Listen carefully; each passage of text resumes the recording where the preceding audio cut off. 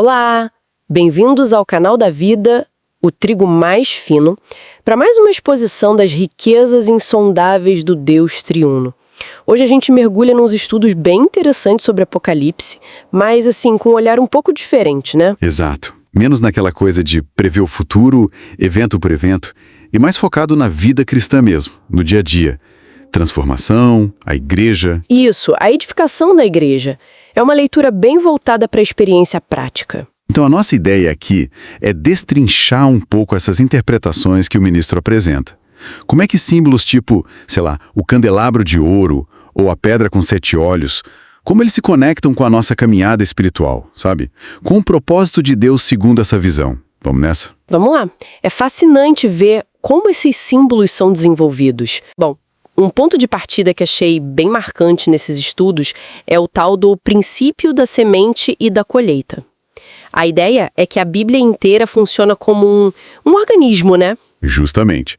Como se verdades fossem sementes plantadas lá no começo, em Gênesis, por exemplo. E aí elas vão crescendo, sabe? Ao longo dos livros. E a colheita final acontece em Apocalipse. Isso.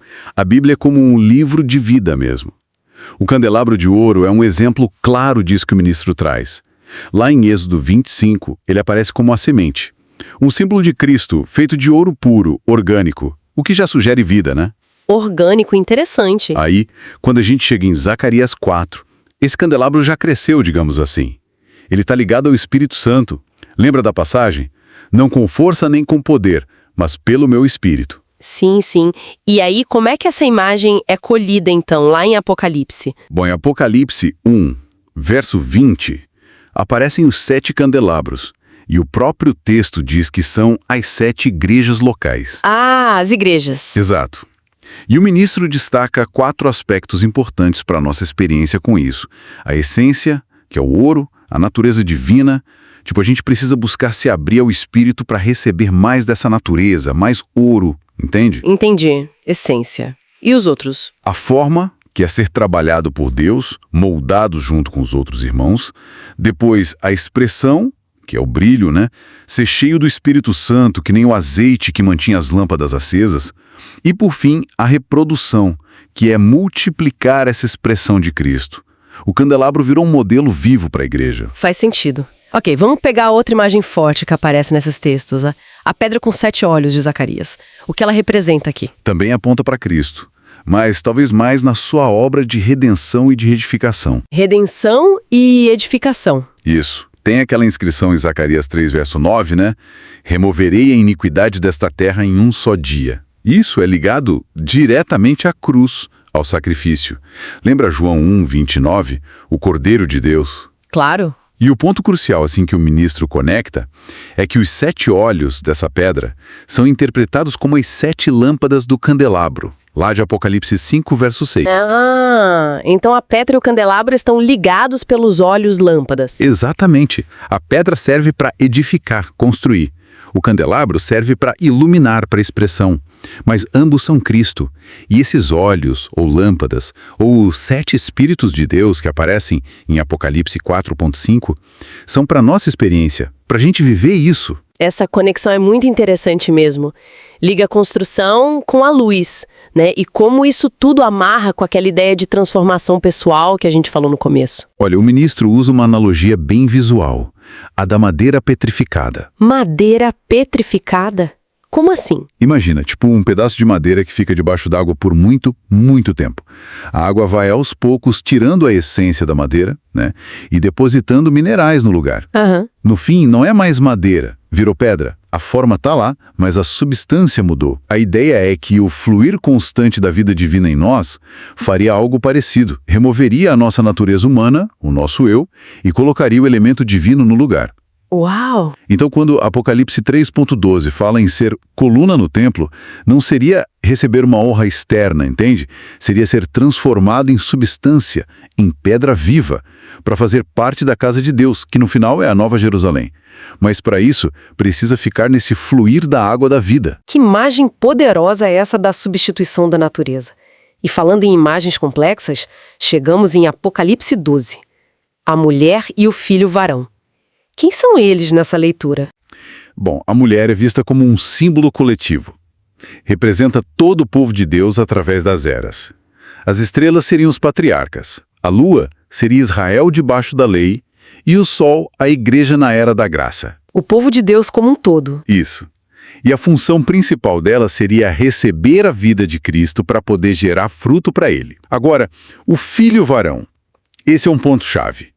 Não seria Cristo individualmente. Não. Quem seria então? Seria, digamos, a parte mais forte dentro da mulher. Os mais maduros, os vencedores.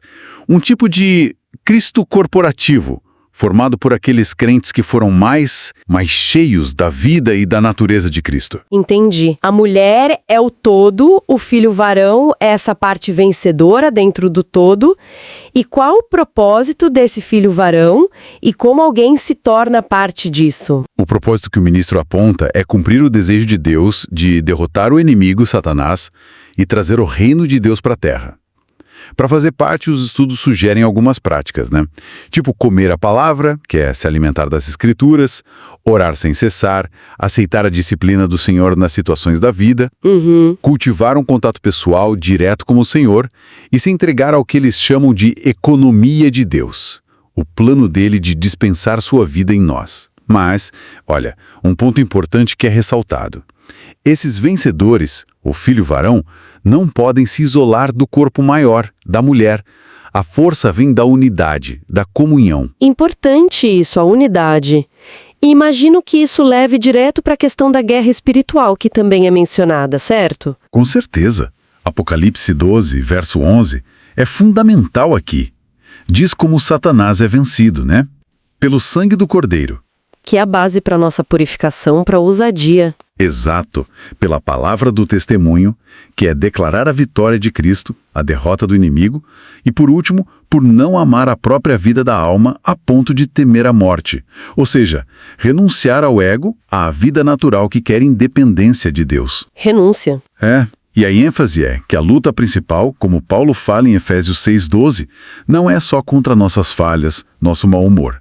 É contra principados, potestades espirituais. O ministro sugere focar em atar o inimigo na esfera de autoridade dele, e não só ficar brigando com os pequenos bichos, entende? Entendi. É uma perspectiva mais ampla da batalha. Isso. Então, resumindo tudo, essa abordagem de Apocalipse que esses estudos trazem, ela vê o livro menos como um mapa cheio de detalhes do futuro e mais como um chamado, um guia para uma experiência mais profunda com Cristo, né? Exatamente.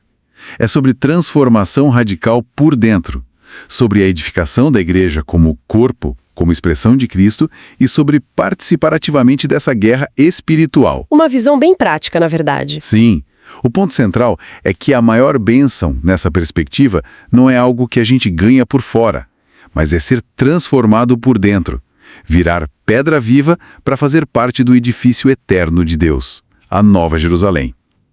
Entender esses símbolos todos, o candelabro, a pedra, a mulher, o filho varão, a guerra oferece um quadro bem diferente para a jornada cristã e para o propósito de Deus, conforme apresentado aqui. Fica, então, uma questão interessante para a gente pensar, né? Se esse filho varão representa essa parte mais madura, mais forte dentro do povo de Deus, como é que essa força, essa maturidade se manifesta hoje? Mas sem criar divisão, fortalecendo o todo, como foi dito. O que significa, na prática, ser essa parte forte no dia a dia, na comunidade, mas em unidade. É algo para continuar refletindo. Se você gostou desta exposição da palavra e ela te edificou, inscreva-se no canal, O Trigo Mais Fino, e compartilhe com outras pessoas que poderão também desfrutar destas riquezas de Cristo.